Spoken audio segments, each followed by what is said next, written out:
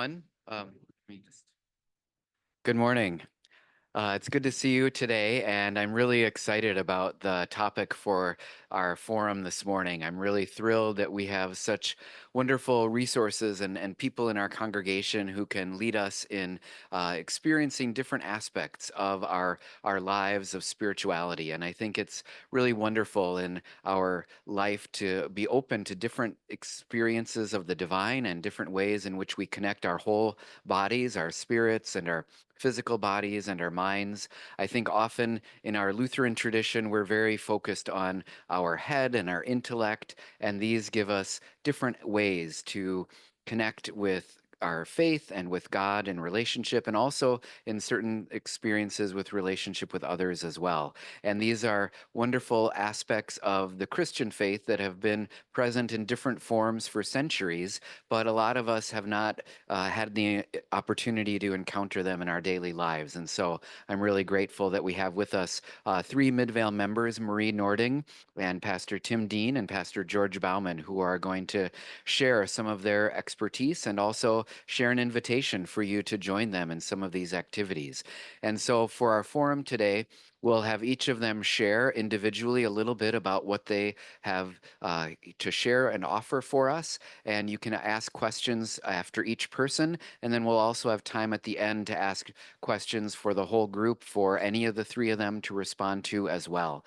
There are handouts for those of you who have come in late or didn't notice in the back table on several of the different opportunities. So feel free to take one now or as you leave today, and you can have a little bit of reading to do to learn more of the background. There's also a couple of waivers or sign-up sheets for you if you'd like to participate. So first, I would like to welcome Marie Nordeng to share. Marie has been a longtime member of Midvale and has just recently begun sharing some of her gifts as a class leader and as a spiritual practitioner with us. And so she's been offering yoga classes here at Midvale over the summer, and then additional classes beginning this fall, and also offers Reiki. And I'll let her explain a little bit more about each of those. But we're really excited to have Marie's gifts and her presence with us. She is such a graceful and spirit-filled person and so positive. And so I want to introduce Marie Nordeng. Let's give her a very warm welcome. Hello, thank you. Thanks for all coming to listen to us here today. As I said, my name is Marie, and I want to share about the two practices that he mentioned that to me have really enhanced my spiritual life, and also to me really align with what we learn here at Midvale, although on the outside they look very, very different. Okay. And the first one is yoga. And I'm trying to convince the world, or at least you here at Midvale, that yoga is for everybody. All right. A lot of us think that it's requires great talent or flexibility or even youth. But what I want to share is that it really is about getting to know yourself in your body and in your emotions and your thought processes, and no matter what physical level or stage of life that we're in. And most importantly, it allows us to care for ourselves lovingly as we watch ourselves unfold and grow and strengthen. Right? All right. And it's about finding balance. It's about being present. About opening ourselves up to spirit within us and to that inner work. All right.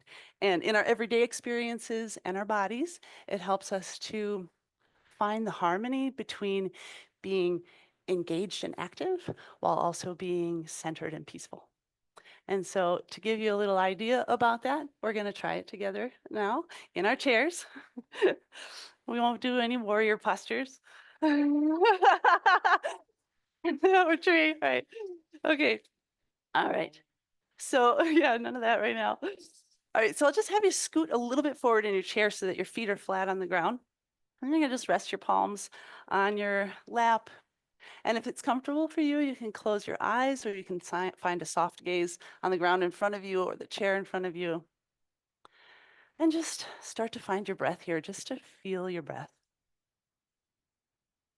And without any judgment, we're not thinking about if the breaths are deep and full or shallow and labored, we're just breathing.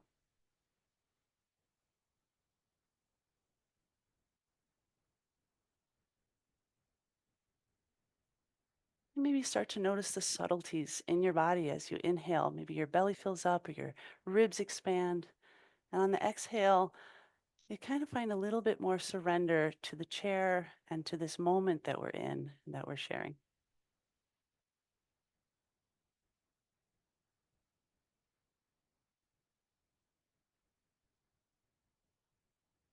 And then check in with anything that could be clenching. If you have your teeth tight or your jaw or your forehead or your eyes, and just let your face relax.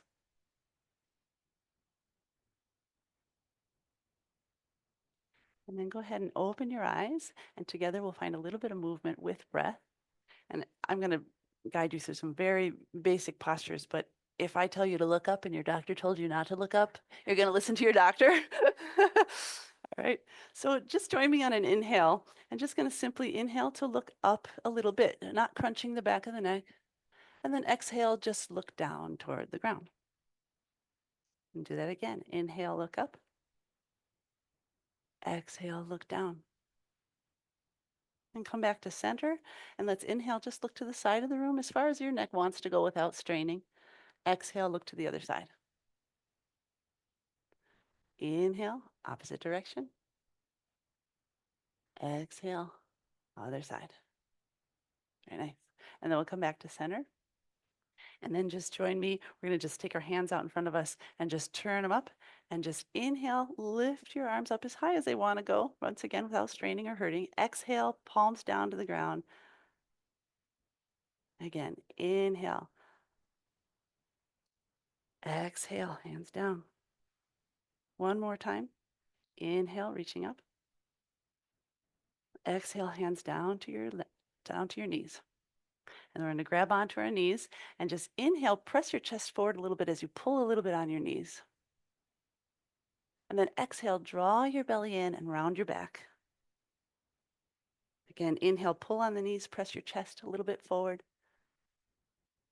Exhale, draw the belly in, round the back. One more of those. Inhale and exhale. All right, come on back to center, nice long back. And then we're sitting straight up, but without being tense, right? It's straight up and down, but with softness. And we're just going to take our shoulders. Inhale, reach them up to your ears a little bit. Exhale, roll them back. Inhale, reaching up. Exhale, roll them back. And then just pause. Just pause here. Close the eyes again if you like, or find that soft gaze and see how you're feeling.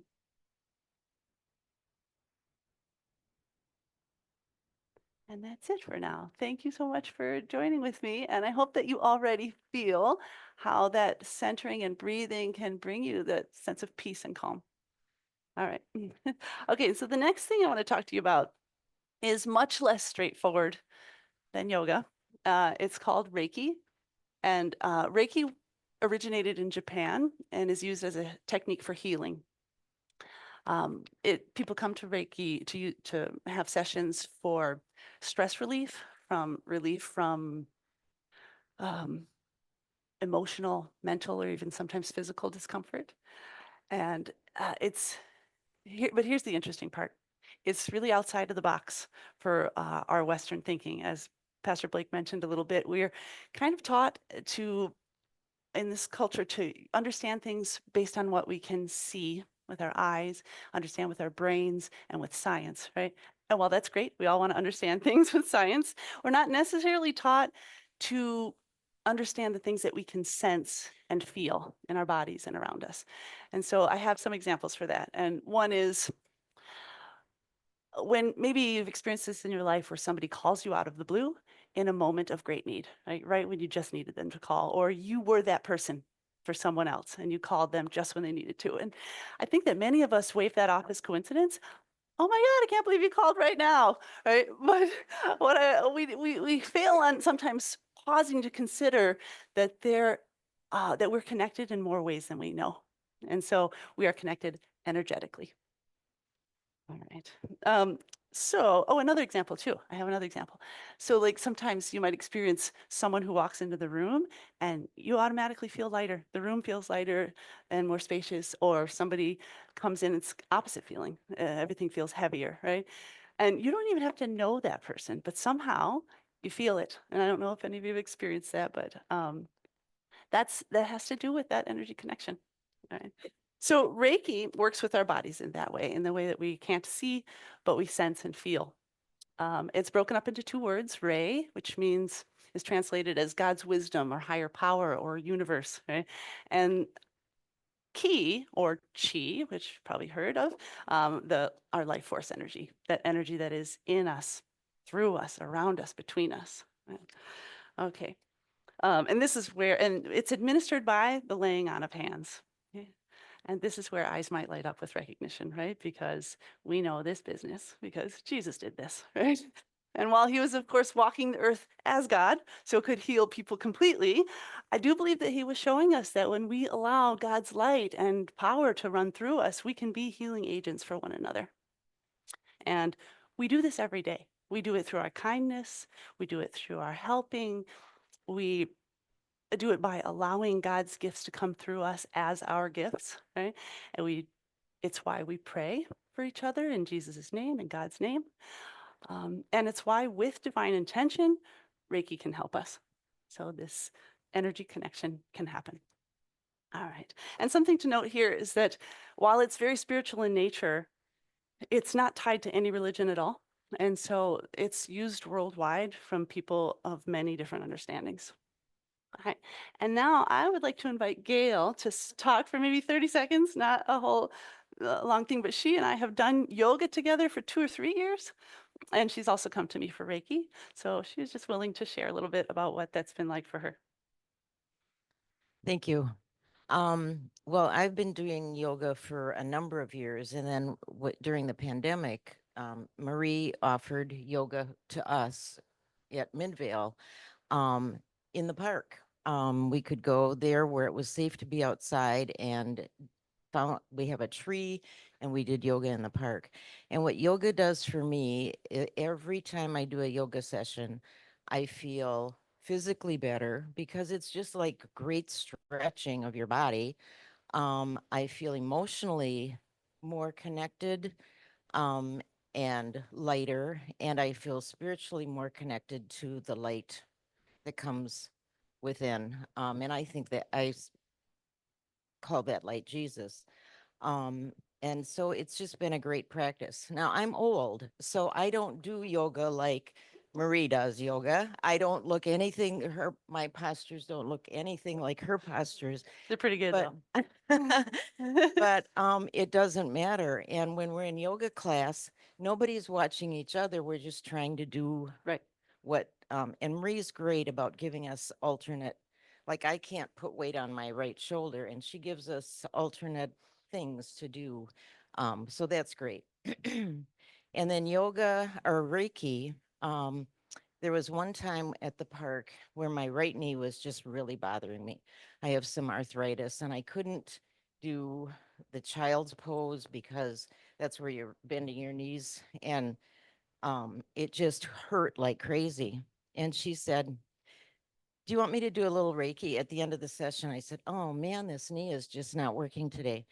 And so for 5 minutes, I just laid on my yoga mat, and whatever she did, um, um, my pain was gone. Now the arthritis is not gone. The pain has returned, but for that day and for a few days later, my knee felt great. So I don't know what it is, but there's something very special in that healing touch. So I really appreciate it. Thank you, Gail. Thank you. Yeah. Yeah. And then also, oh yeah, sure. Um, I have had Reiki administered to me. Yeah.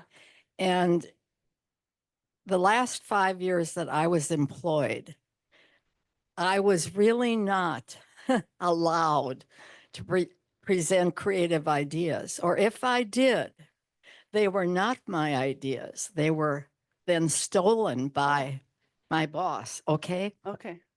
So the only way I could survive those last 5 years was to sort of shut down on that. And I knew I was shutting down, and I knew it was deliberate Mhm. to survive.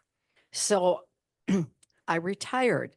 And then a year later, I was having lunch with a woman, and she said, "How are you doing in retirement?" I said, "Fine, except I'm still going Because, and she said, well, I do Reiki. Would you be willing to try it? I said, I'll try anything. So in one session, as those hands moved, on down and here in the chest, when she lifted her hands, I could feel the ball coming out of my body. Yeah, yeah. And then when I turned over and she did the back, a much smaller ball came out. And I've not had that ever again since. Wow, So, beautiful. yeah. Thank you for sharing that. So that, Amazing. but also I'd read that if someone has a serious mental illness, the person applying hands should not do it to the head because it will cause further overstimulation in a negative way. So I just add that also. Thank you. Yeah. And actually, Anne wanted to add a little bit too. Did you want to share a little bit? And then we'll conclude.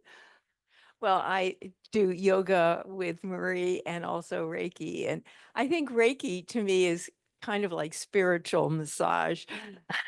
And I like that idea of the laying on of hands. And it's a very quiet session. The first time I went, I didn't know what to expect. And I was kind of listening for lots of words to come my way, but it's much quieter than that. And very few words, but the words that come are so important and you take away with you. And I find it very meaningful. Thank you. Thank you. And I think also I'll just add on regarding the words that she's talking about is when we open ourselves up and we just kind of allow, sometimes our inner self and God speaks to us and gives us some answers and some guidance. And that's when people will come for some spiritual guidance. And I think that's it for now. That's probably all the time we have. And then at the end, we can ask more questions. Thank you so much. Oh, and I should mention, as Blake did, if you are interested to have more questions, my handout is back there with my website on it, which has lots of information. Okay, I have 2 mics. All right. 3 mics. 3 mics. Thank you, Marie. And what time are your yoga classes? Oh, is your microphone turned off? Can you turn it back on? I have a chair yoga on Thursdays at 1 p.m. It's kind of like what we did, but a little more. We stand up next to the chair and do some strengthening too. And then I have an evening intermediate class on Thursday nights at 6. And then I have a gentle-ish class where we're still moving and doing the warrior poses, but we don't get up and down from the floor very fast or frequently at all. Okay, thanks, you. Marie. And you can participate in those. There's a waiver to fill out ahead of time, and we invite you to either purchase by the session or a 10-session pass for those, and you can talk to Marie more about that. The next person I want to introduce is Pastor Tim Dean, and I've been glad to know Tim for many years. He served as a pastor at Luther Memorial Church on the campus, and then he was a member of Midvale for a while his daughter Madeline was young and was here among us, and then was called to be the senior pastor at McFarland Lutheran Church, and has since left that call and has been for a number of years focusing his pastoral ministry on spiritual direction, which is a wonderful way to engage with yourself and questions and discernment. And so it's really a thrill that Tim is offering this to us here at Midvale and his experience and expertise. So I'll let Tim share some more about what it's like to experience spiritual direction and what it's all about. Thanks, Tim. Thank you. Thank you very much. Thank you. Yeah, it's wonderful to be here with you today. As Pastor Blake mentioned, I am a member here at Midvale now, and I do meet with people on Zoom and here at Midvale, primarily in the library, but there have been other rooms I've used, and I'm so grateful to Midvale, to the staff, to you as a congregation for giving me those places where I can meet with people for spiritual guidance or spiritual direction or spiritual companionship. So all 3 of those terms, spiritual guidance, spiritual direction, spiritual companionship, I use interchangeably. So if I slip into one or the other, just know that those are all the same in my mind and my heart. So I'm just going to talk a little bit about that practice with you today, and then there's time again, like Marie's session. I'm really aware, though, that each of these items could be a whole hour, right? I mean, I was sensing great energy here. We're talking about, yoga and Reiki. Oh my gosh, we could go deeper into that. Similarly with spiritual guidance and similarly with meditation that George will provide. I'm going to start with a image from the Bible that helps me, my sense of what spiritual guidance is. It's a familiar story to many of you. It's a story in the Gospel of Luke, and it's a story of two disciples on the road to Emmaus. And I know some of you are familiar with that story, where after Jesus dies, they're walking on a road. Two disciples together are walking on a road, and then a stranger meets up with them, and the stranger and the two disciples begin to talk together on the road while they're walking. And then they have a meal together. And the stranger blesses the bread and breaks the bread. And they recognize Jesus, the risen Christ, in that moment of the breaking of the bread. And then the risen one disappears. But then the disciples say to one another, "Were not our hearts burning within us while he was talking with us on the road?" And for me, that story just is an image for what spiritual guidance can be, with two people meeting, two people, two followers of Jesus, two individuals, two seekers sometimes, in a conversation where what you're looking to hear, what you're discerning to hear, is where is the presence of the risen one in our midst, in our conversation, in our sharing, in our listening, in our questions, in our silence. Where is the Holy One, the Divine One? Where is God present? So when I've been trained as a spiritual guide, we've been taught that it's a three-way conversation. So when someone I meet with, there's someone who comes as a seeker, perhaps, or as a has questions. Me as someone who's there primarily to listen. But then there's there's a third part of the conversation, which is the spirit, the risen one, God, divine, however we want to use that language. So our my job primarily as a spiritual guide, spiritual director, is to listen deeply, and then to help the person listen deeply for where spirit is moving in their lives on the road. Where are our hearts burning? Where do we experience spirit in our lives? So that's the three-way conversation that I think is reflected so beautifully in that story from the Gospel of Luke. Why do people come to spiritual direction? That's a really wonderful question. What draws them to meet one-on-one with a spiritual director? There can be many reasons, right? Um, Typically, someone is discerning something, so they're trying to decide. Maybe it's a change in their career. Maybe it's a change that has happened in their life, like a loss of a spouse, or ending of a marriage, or a move to a new place. They're discerning where is the spirit drawing me? And maybe they don't even have that language yet, but it's a discernment, like what am I supposed to do? Where am I supposed to go? How am I supposed to live? How am I supposed to be? Um, so that's a big reason why people come. But then there's also deeper questions like, um, what is prayer? How do we pray? Um, what what what is my purpose? I've heard that question quite a lot. What is my purpose in life? What are the what where am I supposed to how am I supposed to serve in the world? What are my gifts? I also like to say that with spiritual guidance, all of life is spiritual, right? That's a key understanding of mine. All of life is spiritual.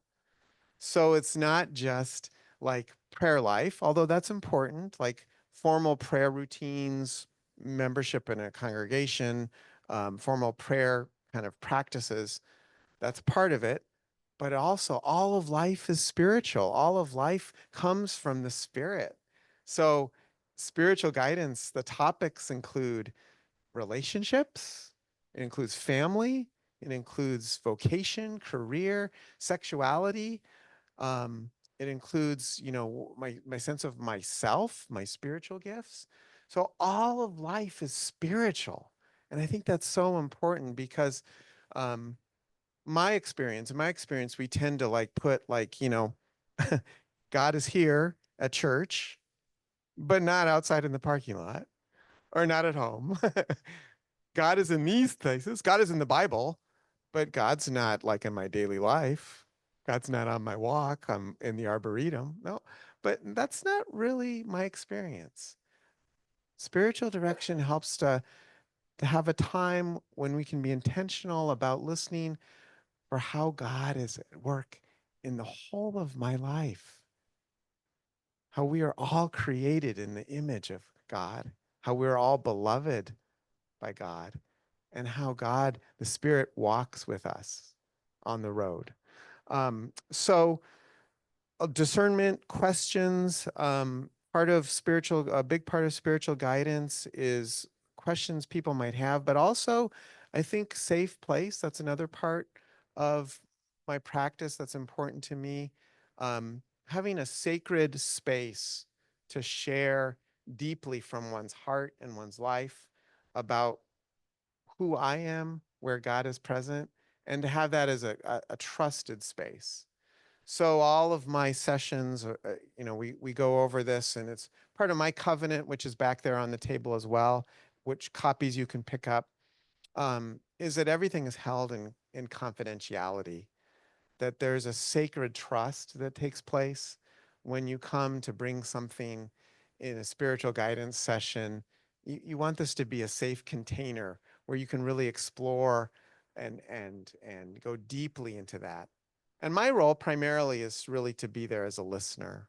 That's, a deep listening, prayerful presence. And that there may be questions that come up to, but the sense is always to let the person share and to be heard and to know that they are held by the Spirit, the loving Spirit of God in our midst, walking with us on the road, burning in our hearts, um, being with us. So accompaniment is a really key part of this as well. So I'm going to stop there, and just offer up. Actually, I'll just say one other thing. I didn't plan any testimonials, which is great. Um, but I was so touched today because a spiritual director is in our midst, and that's Jack Finney, um, who is a member here also, but has been a deeply soulful companion of mine over the years. We've known each other, I think, about 16 years or so when Jack first moved up to the Madison area. Jack is retired now from spiritual guidance ministry, but he's still a spiritual companion of mine and heart. So I won't put you on the spot to say anything, Jack, but okay, great. Love it. I would add a couple things. I think also the spiritual director asks good questions.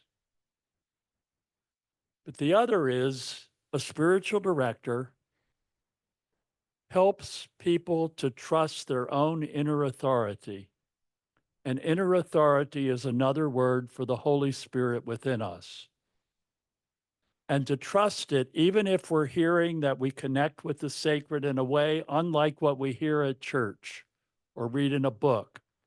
This is the way I connect, hugging an oak tree, listening to music with my grandchild, helping people to know how they connect. Thank you. Thank you, Jack. That's beautiful. Yeah, she has it. I know we're going to have a time for George and then also some more time for questions, but any initial questions about spiritual guidance?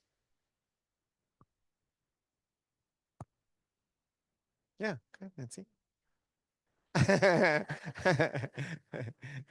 Well, I always think about that. I don't know where it is in the Bible, but know ye not that your body is the temple of God. Mm, So that to me is always, that is the spirit, that is the inner, right? mm-hmm, mm-hmm, So for me, that's kind of the center. yeah.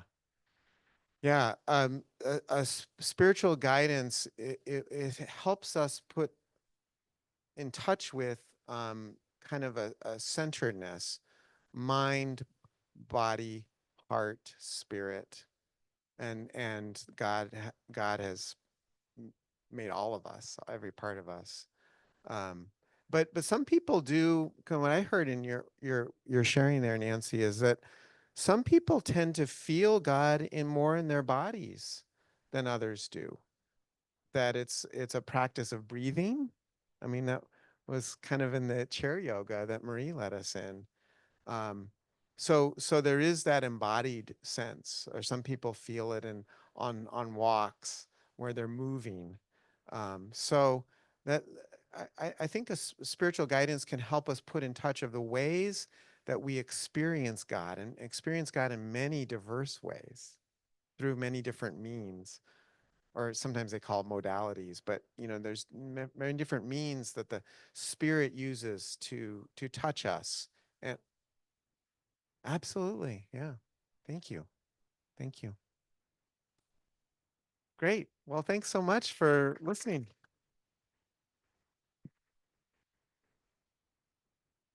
Um, Thank you, Tim. And our third presenter is Pastor George Bauman. And George has led a meditation group for many years, 8-ish, or I'm not sure, quite a few. Yeah. And it was originally an in-person group that met here at the church, and during the pandemic switched to Zoom and has continued in that way as a very uh, conducive way to experience this meditation, this group experience. And so we're really glad that Pastor George Bauman has been offering this for many years, and it's a different way to connect with one another in our spirit. So George, I welcome you forward. Thanks a lot for being here. Yeah. Let me just begin by how did I get into meditation? Well, it started probably back in 7th grade. Our youth minister, Pastor Charles Mayer, told us to take our Bible and go out in the woods for a whole hour, which was like 3 days to a 7th grader. And then they were handed a Bible passage. And so you went out and you read this passage over and you looked at nature. And anyway, that was kind of a beginning. But I really, really appreciated the quietness because I've always been a very hyperactive person. In fact, Marie, you probably know that I used to lead international mountain climbers, and I would have them do yoga for 1 hour each week. And it was Kurt Runsmeyer, who was our leader for an hour. And then when we were out on the mountain, beginning every morning, 20 minutes of yoga and meditation, and then we began to ascend. So yeah, and it was spiritual direction. When I was at Dubuque was the first time I experienced the spiritual director, and also became a spiritual director for a professor there at the seminary, who was, you say, trying to discern if you really wanted to be dean of the seminary. So we would go off for 2 hours a day up to Cincinnati and spend time with each other in spiritual direction. Okay, well then I went into high school, and again, hyperactive George had to take more than necessary. I could have graduated the first semester of my junior year because I was taking all the, but I would take a moment in my room, push my books aside, and meditate, be still, and know that I am God with you here now. And then, disappointing enough, well, I went to St. Olaf and double majored in biology and chemistry, and was on my way to medical school when I got the call up to go to Nam, and I went to the seminary. Okay, so I was an outsider at the seminary. I was there to sit out 4 years and get back to what I really felt God was calling me to do. And so, if you know anything about seminary, the first about 6 weeks, you're allowed to be on your own, learn, get to know each other, get to know the professors, and then you go into what they call matriculation, and you sit in front of 2 or 3 professors, and they drill you about everything under the sun, your dating habits, and here came a time they said, "Oh, Mr. Bauman, how many hours a day do you study?"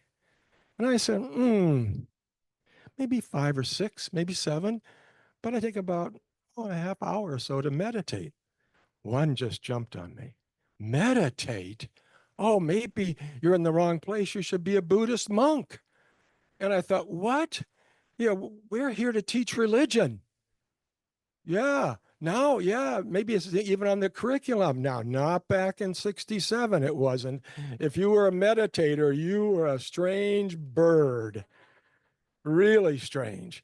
Well, anyway, then since then, I got into looking at other spiritualities too, and learned that most cultures, the Navajo, the Ojibwe, they have healers. In fact, I spent some time with an Ojibwe healer from Madison area. And also meditation was a big part of it, Hawaiians. And so at Harvard, I took a class in Southeast Asian Women's Liberation Theology.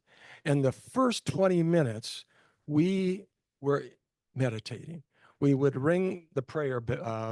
She would have one of these, and she would start by ringing. And I'm not going to do that, and then we would go into meditation for 20 minutes. She had a Zen master come and teach us Zen meditation, strangely different than what I was doing. Mine and with our group here is more contemplative.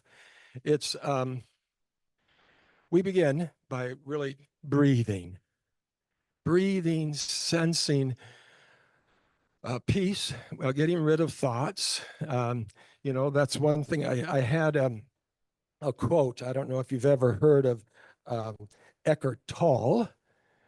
He really took his name. It wasn't Eckhart. His name really was Johannes Toll, but he liked Meister Eckhart. And Meister Eckhart was a priest and also a mystic. So, and Eckhart said, give yourself completely to the act of listening beyond the sounds. There is something greater, a sacredness that cannot be understood through thought. Okay. Biology and chemistry major, my mind was filled with thoughts, but something's beyond thought. In fact, that's how we begin our meditation, by breathing, getting used to our breath, and then clearing our mind of all thought. Why? Thoughts take up way too much space within. If you clear your mind of thought, what is left? A place of silence, a presence where you really start sensing that which is within. The one who created you, who knows you, every cell within. And then you open yourself up to that presence by letting go of everything in your body. We go through a little checklist, eyes, resting back in the eye sockets as when you sleep. Facial muscles so relaxed, almost starting to drool. Your neck. Yeah, let that go. We carry too much tension there.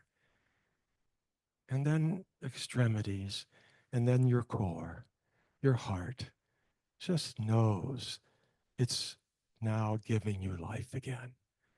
That's the purpose. And the breath is just easily taken in and easily released. And then your bowels, that always seem to tell you something about other parts of your body, just easily functioning. And the lower back, I have a terrible lower back, but it's now freed from any stress or pain, and then your feet given new life. And then we take ourselves to a place of beauty. Now, think about that in your own life. If you were to take yourself right now with your eyes closed, your life and body senses gone, it's just a place that you experience beauty all around you and deep within. And then we go there in our minds and we open ourselves up to the presence of God, who comes to join us there, who comes to gift us with grace, amazing grace, with peace.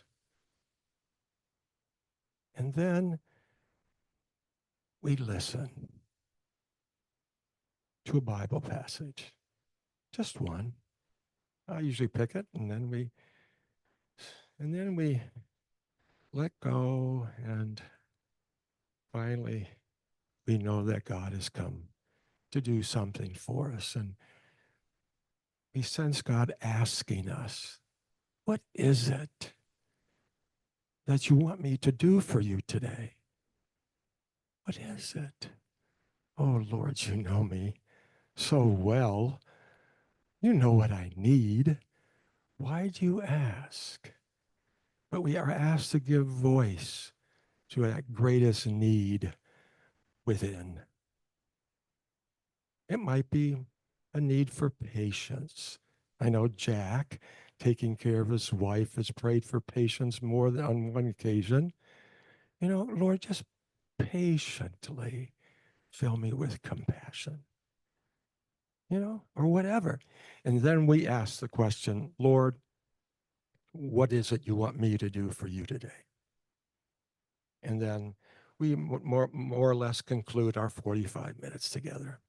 So that gives you a little bit of time of, I think I've covered most everything I wanted to cover. Oh, you mentioned sacred space. There is site on your computers called Sacred Space. It's a Jesuit site.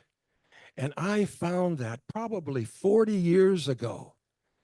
And that's what we do really together, is the Jesuit contemplative meditation.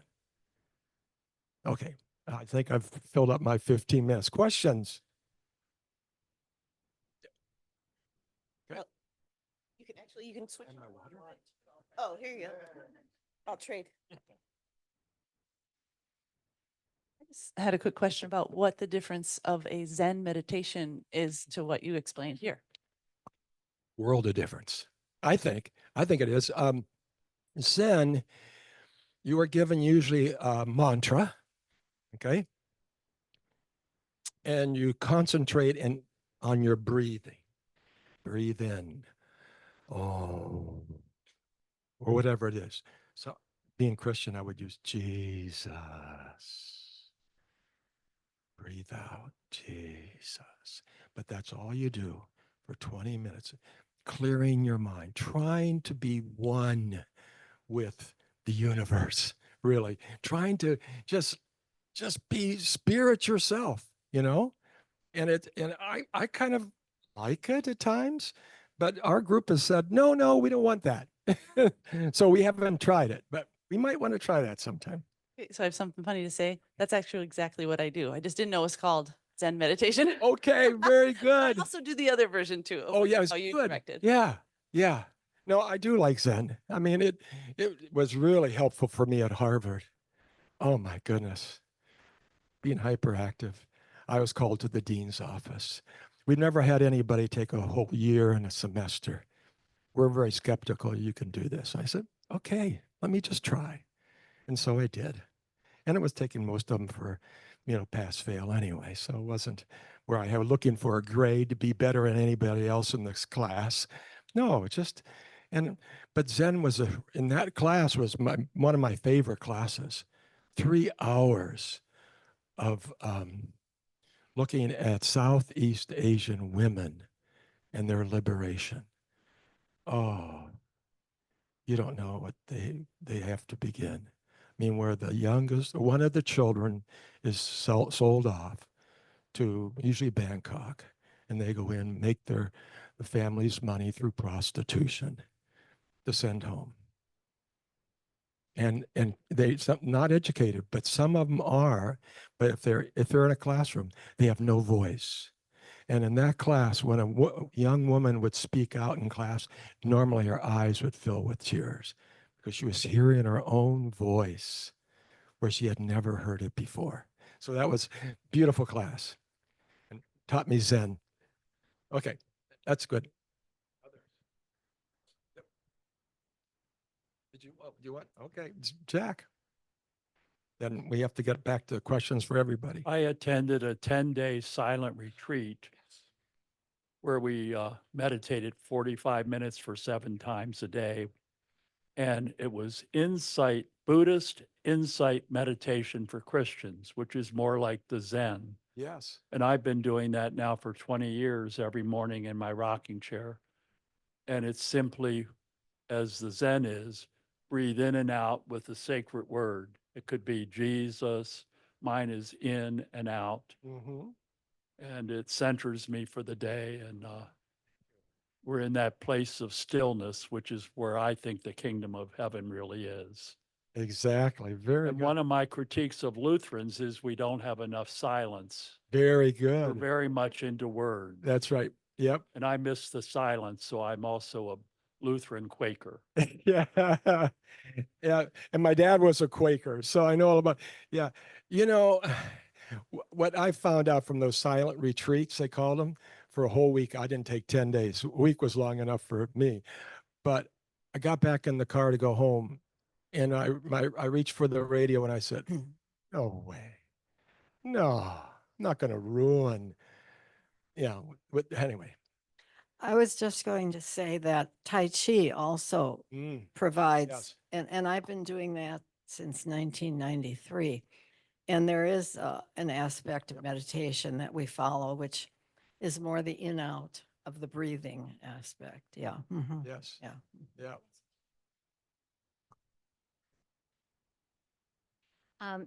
I just wanted to add that I, I- what you're doing is a true gift, honestly, from God, and I'm so grateful for that. I experience Reiki with Marie, and my older sister is a Reiki practitioner as well. So that's how I was introduced to it. She lives in Colorado, so when I do it with her, I do the distance healing. So Marie also does distance healing in case you're interested and can't rush to church or wherever, or previously we did it at her house. But it's so powerful, and I'm so grateful for your gifts, all three of you, and other leaders here who have these incredible gifts. And it's hard to explain until you really experience it. It's amazing. Yes, it is. And I try to explain it to people, but there sometimes just aren't the words. But Right. it's so powerful and beautiful. And I have been to actually several Reiki practitioners, and each one had such special gifts to offer. And I just feel blessed and fortunate to have them in our midst, and now also including this as part of our church. Yeah. Thank you. Isn't it beautiful how the spirit moves and connects us with people like that? And yeah, same thing. I mean, I was in Hawaii just enjoying myself when my cousin said, "You want to go out to lunch? I have a special person I wanted." He was a Hawaiian healer. And we struck up a conversation for a couple days. We were together, just walking the path. I mean, that's just a coincidence. Oh, yeah. Oh, of course. Yeah. The spirit loves to surprise us. Yes.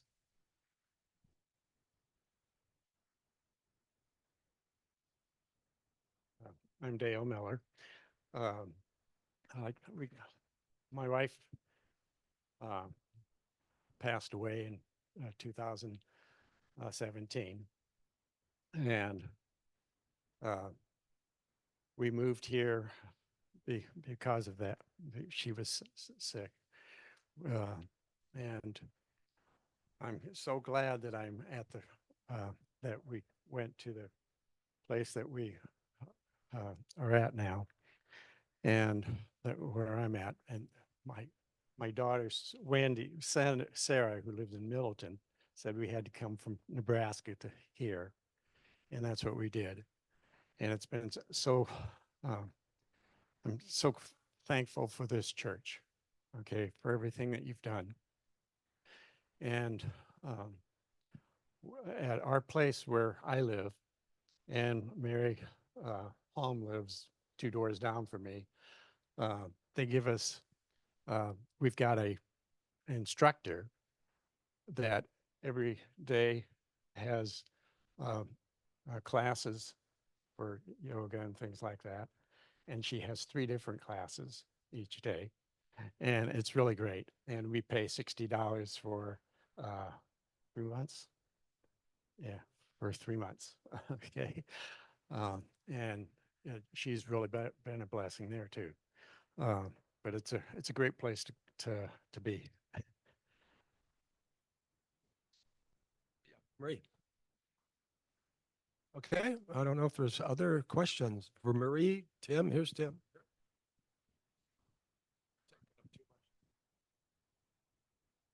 I was just going to add when we were talking about qigong, or I was going to talk about qigong because yoga and tai chi. I learned a couple years ago qigong, which qi is that same word with reiki or reichi, but that's also another sort of bodily practice that gets you in touch with your breathing and the spirit's presence in your body with gentle movements. I've heard it described as kind of an introduction to do tai chi, which I don't do, but qigong is another kind of bodily practice, which is, I think, important, so important for us as followers of Jesus, as Christians, to understand, because I think it's not just Lutheranism, but you know, the mind separated from the body has been such a problem in the church for hundreds and hundreds of years, probably even before that with the Greek system, and I think it's so important to work at integration and to seek the integration. Um, so that's all I was going to add.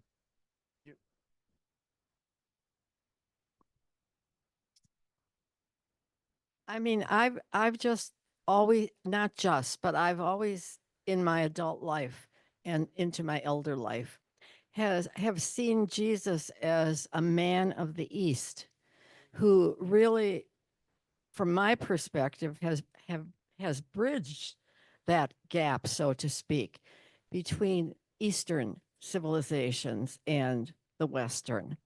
And I've not seen those as being so separate as we seem to have wanted to do it through time, because the hands on, I think, is telling us something, right? Which we don't necessarily do. We might do it by the cross at Lent or something like that, but yeah, or when somebody's dying. But though, I mean, there's a lot of time in between, right? So anyway.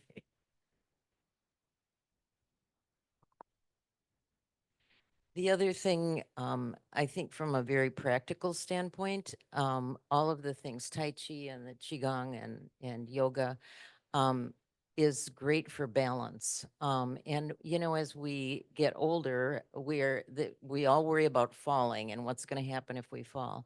And I think by doing these practices, it really helps with balance. I've noticed it in my own life, and I recommend it to people just for that. And then you get the other benefits along with it.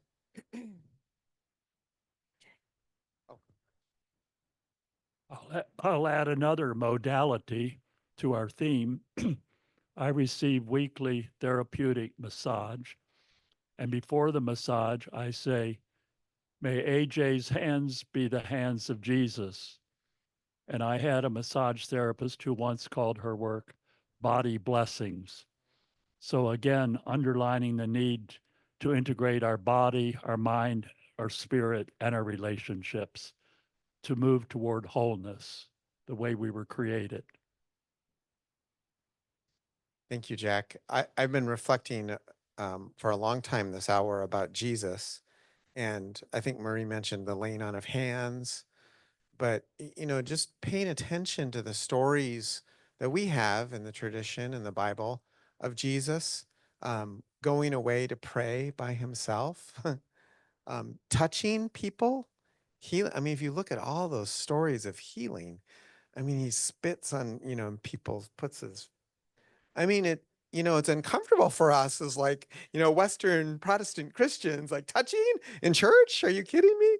But that's so deeply rooted there in terms of his, and I think what's coming to me is his connection with divine, his connection with God, his connection with spirit, however we want to describe the Holy One. But Jesus kind of teaches us that as that tradition of kind of what draws us in a deeper connection to our oneness with God, but also our oneness with others, our oneness with creation.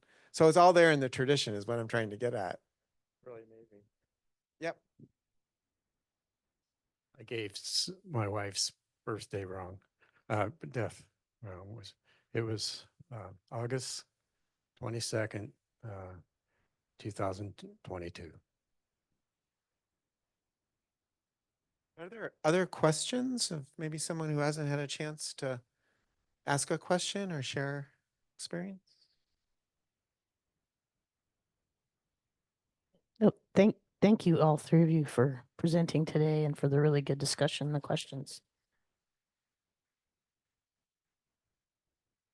Yeah, I'm grateful for these gifts in our church and that are being offered, and so it just shows the breadth of the ways in which we experience that connection with our faith and with one another. One just comment I had as Tim and you all were sharing in terms of that connection in the Lutheran tradition too. We do have that understanding through the sacraments that I remember learning in kindergarten or in confirmation that PEA was one of the things that there was about a sacrament. A physical element attached was part of what Luther said needed to be included for the sacrament. So it was the promise of God, the grace of God, but then something physical to connect us to our physical world, the creation, the body, so water and the bread and the wine. And I think that beyond that, our whole lives, if we had that connection with the mind and the body and the spirit, we would maybe be better at caring for creation, caring for ourselves, see those connections. So I don't know, that was just one thing that I thought of as you all were sharing. George, what time is the meditation group? Thursday, 11 to 12. There's a handout back there. There's a handout back there. So if you want to join us, David Braunschweig is our convener. So he puts you on and you pop up on the screen with all of us. And we usually have about 10 minutes of just getting, we start a little bit early. We start at quarter till 11. And so we have 15, 20 minutes of just getting into each other's world again. Where have you been? So yeah. Great, thanks, George. And and you can get the Zoom link from the office. Email Pam and ask for it, or if you know David, you can get that from him as well. So, all right. Well, I am grateful for this time and for all of you to be here. And thanks to everyone. I think either now or soon there'll be a page on our website too under the Grow tab with all of these various practices and how you can access them as well. So, and also share with others. So, thanks again, everyone, and really blessings on your day. Thank you.